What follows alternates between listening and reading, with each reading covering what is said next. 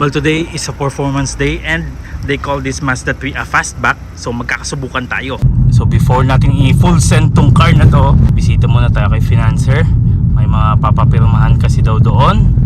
Lahat ng mga dapat nating sabihin na first right impression, babanggitin natin. Gusto ko lang kasi talaga mabigyan ng reaction to kasi nga fastback daw. Tapos galing siya sa Mazda Speed 3. So yun, babanggitin natin lahat ng yan. And massive shoutout kay Ma'am Heidi from Asia Link Finance Corporation. And Ma'am, may gusto kayo pa shoutout? Wala, diretso na kasi kaya. Ganda ng smile ni Ma'am Heidi. Ma'am Heidi, may biskwit kayo. Libre ba to? Ayan, libre daw sabi ni Ma'am Heidi. Kuha tayo ng isa. Nakuha na natin yung ORCR and may libre pa tayong Vita, di ba? Sabi nila it handles well pero sa tingin ko hindi. Mahina siya sa kurbada eh. Sa tingin ko hindi ito balance tong wheel niya. Kailangan natin pa-align, kailangan natin pa-balance. Siyempre another gastos. We turned it onto sports mode. Gagamitin natin yung kanyang paddle shifter and we are starting at second gear. Let's go!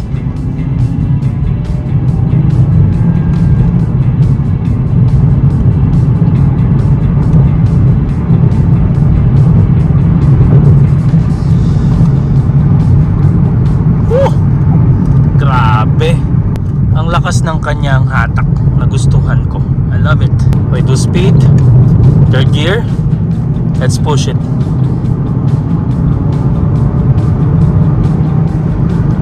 Grabe, third gear pa lang yun. Kaya niya mag 140 at 5th gear. And this one has a 6-speed electronic clutch.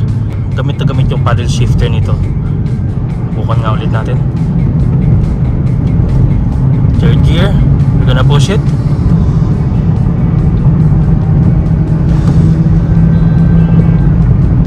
Ayan o, napaka-smooth. Grabe. So, downshift ulit tayo. 1, 2.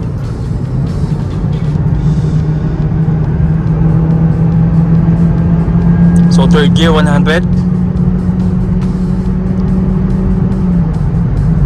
Oo, kaya niya talaga. Easy. Hindi pa namumula eh. Matulin siya. Nagustuhan ko yung bilis niya. So it revs up to 7,000 to 8,000 RPM. Digital yung kanyang tachometer, speedometer, analog gauge. Tsaka isa sa pinaka-highlight talaga sa akin para sa kanya. At tsaka isa talaga sa pinaka-highlight sa akin ng car na to in comparison with other cars is yung kanyang paddle shifter. And what a pleasant surprise! A Mazda 3 also. Puti nga lang. Pero ang ganda ng Mazda 3 na puti, no? Gusto nyo? Kasi singit boy. Oh. Sa mukha. So, nagulat na lang tayo. So, pinapalagpas ko na lang muna sila. Sports mode. Galing tayo ng fourth. Ikaw talaga mag-a-adjust nyan manually. Hala. Parang nagsisisi tuloy ako kung bakit pinalagpas ko sila. Grabe, traffic oh. Siguro may libing. Confirm. May libing. Hindi naman siguro tayo lumagpas. And coming from third gear, upshift.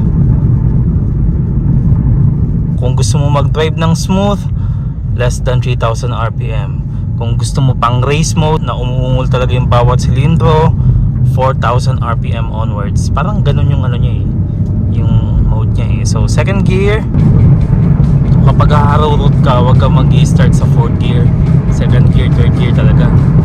And dire-diretso na siya. Ayan o. 4th gear, 120. Isipin nyo yun.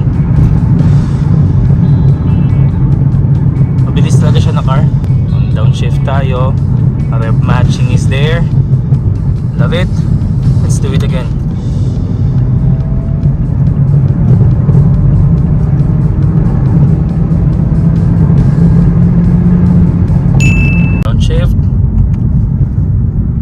Smooth siya eh. Downshift na natin sa second gear. Oh, smooth siya pag nasa certain speed ka na pang second gear talaga siya. Pero kapag nag-downshift ka on a high speed tapos binaba mo ka agad ng second gear, hindi maganda yung kanyang tunog. Gustuhan ko siya. At least man lang may soul yung car mo. Sa simula pa lang parang walang pagsisisi kung bakit ito yung pinili ko instead of something else. Sabi nga ng mga kakilala ko, go with your dream car na lang. Since nabibili ka naman din ng car, make sure nga lang na kaya mo. Ganda ng Toyota, old Vios. Subukan nga natin to sa Lubak. Ayun, kailangan dahan-dahan ka nga lang talaga.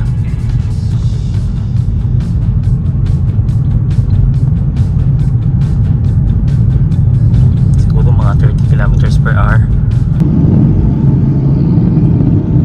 So kaka-upload ko lang ng aking first video sa aking Mazda 3. I hope you will watch it. Take a look at my car. So 7-Eleven pit stop muna tayo kasi may transaction pa tayo. Pero at least inspired talaga tayo kahit na anong nangyari. Kahit na may kulang talaga at saka maraming dapat ayusin dito sa car na to. Ayan o. Inspired pa rin tayo kasi dream car natin eh. Tama talaga yung sinabi nila. Kapag dream car mo, mas ilalaban mo talaga siya. Siguro lang naman kapag nilagyan mo to ng exhaust na maingay, chef kiss talaga to.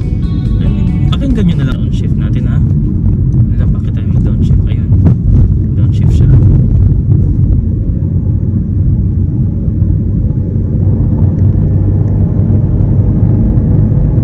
Ayun o. Sarap! Sarap ng tunog.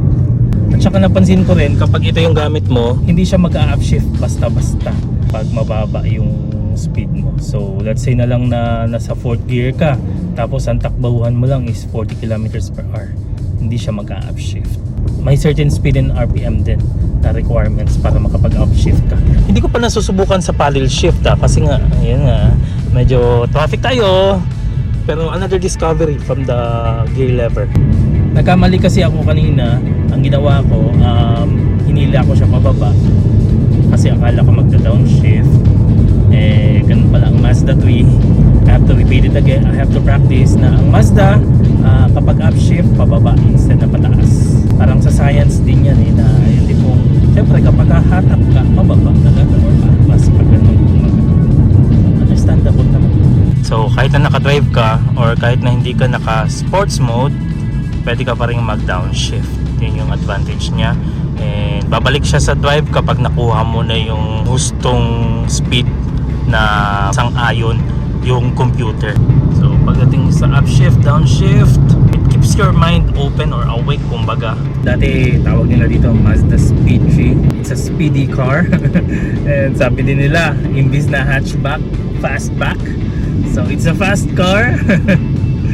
Okay siya, walang problema. Magugustuhan mo talaga siya. Katulad nito, 7.9 liters per 100 kilometers. So bumaba na naman siya. I think nasa 12 point something siya kilometer per liter, which is average. It's not that good.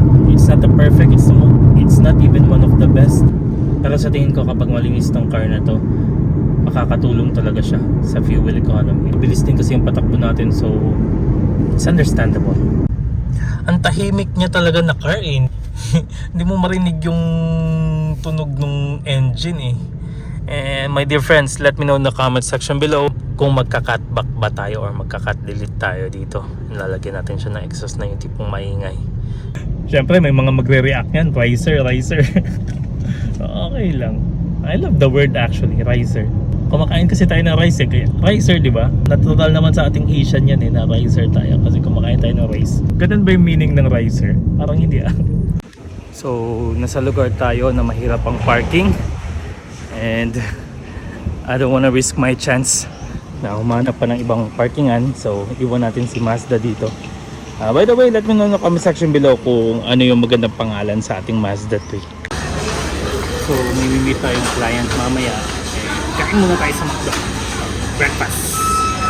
So what do you think, my dear friends? Car vlog na rin tayo. Full time car vlog. This is the new Hyundai Tucson. Bibisitahin natin yung kanilang showroom next time. Ayan. Finally dinabi. And pauwi na tayo. Actually, maghanap pa lang ako ng matutulugan sa ngayon. And hopefully may mahanap pa rin. Kasi late na talaga. And pakita ko sa inyo yung itsura ang Mazda 3 ko kapag gabi. Kasi actually, hindi ko pa siya nasusubukan na i-drive ng gabi. At hopefully, masubukan natin ngayon. Ay, nandilim! Grabe! Ganda niya talaga! Diba talaga kapag dream car mo eh. And salamat nga pala sa mga friends ko na nag-inspire sa akin na still fight for this one. So, ganito tayo and I think, yep, naka-on yung high beam niya. Grabe, ang ganda. Sexy talaga itong car nito. Kahit sa likuran eh, ganda ng itsura niya eh. Ayan o, yung bilog yung kanyang brake light. Ganda pa nalo. Wala, bakit di na pala umiilaw to? This car deserves a B-roll, I think.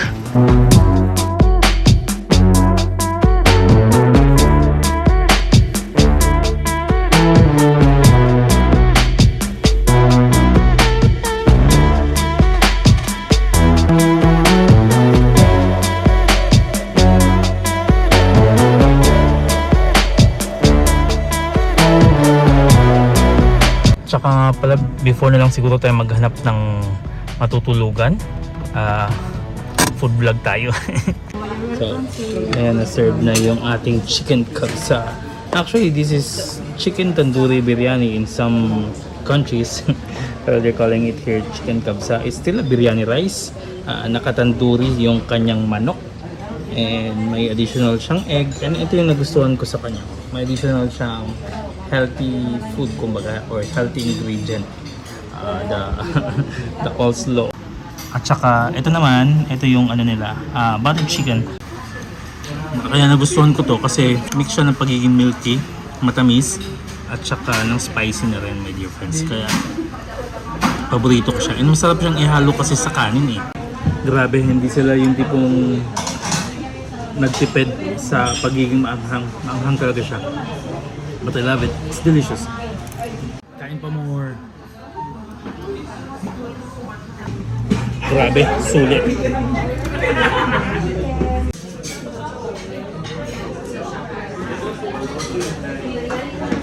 Tignan nyo to, my dear friends, oh. Kung kain ka rin ng kain tapos nasubo mo to ng buong buo, yari ka. So ayan, masasabi mo talaga hindi talaga ako marunong mag-park kasi ang layo nyo.